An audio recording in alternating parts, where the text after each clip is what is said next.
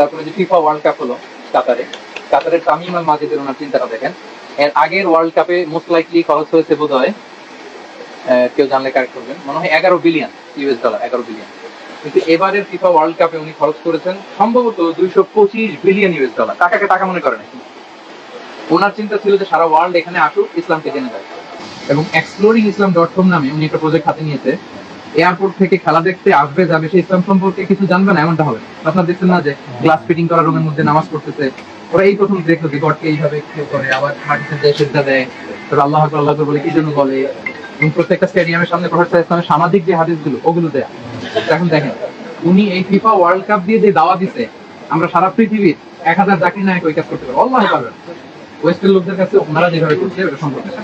আমার মনে হয় এই যুগের যে চাহিদা ওইটাকে বুঝে আমাদের ওইভাবে দাওয়া দেওয়া উচিত।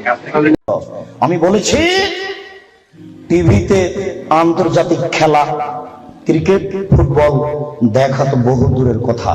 আমি বলেছি আন্তর্জাতিক খেলা টিভিতে দেখা তো বহু দূরের কথা, আন্তর্জাতিক খেলার গল্প যেখানে চলে সেখানে বসে থাকাও হারাম। দেখি কোন মায়ের বেটা এই ফটোকে উল্টে ধরতে পারে।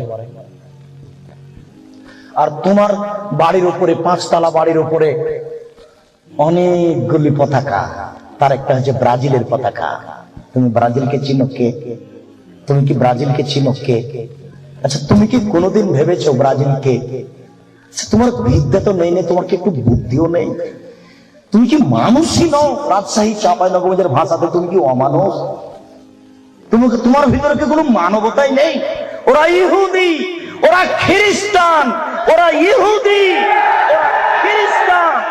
শোনো, যদি তারা শোনে যে তুমি পায়খানায় পড়ে গেছ তাহলে অট্ট হাসি দিবে, আর যদি তোমাকে পাশে পাই তাহলে তোমার মাথার উপর লাথি মারবে, আর যদি তোমাকে পাশে পাই তাহলে আরো 3 বালতি পায়খানা তোমার মাথার উপরে দিয়ে দেবে। বলো দেখি ওরা কারা? ওরা ইহুদি, ওরা খ্রিস্টান, ওরা জন্মসূত্রেই তোমার শত্রু। ওরা বলছে তোমার নবী ভুয়া, মুহাম্মদ সাল্লাল্লাহু আলাইহি ওয়াসাল্লাম ভুয়া নবী। নবী হলে আমাদের মধ্যে থেকে হবে কেন? ইব্রাহিম আমাদের, সুলাইমান আমাদের, দাউদ আমাদের, মুসা আমাদের, ঈসা আমাদের, ইয়াকুব আমাদের, ইউসুফ আমাদের, সব নবী আমাদের। মুহাম্মদ নবী হলে ইহুদি খ্রিস্টানদের মধ্য থেকে হবে, আমাদের মধ্য থেকে হবে। আরে মুহাম্মদ নাকি পৌত্তলিকের মধ্য থেকে হয়েছে। ছি ছি ছি ছি ছি, এখানে নবী হবে?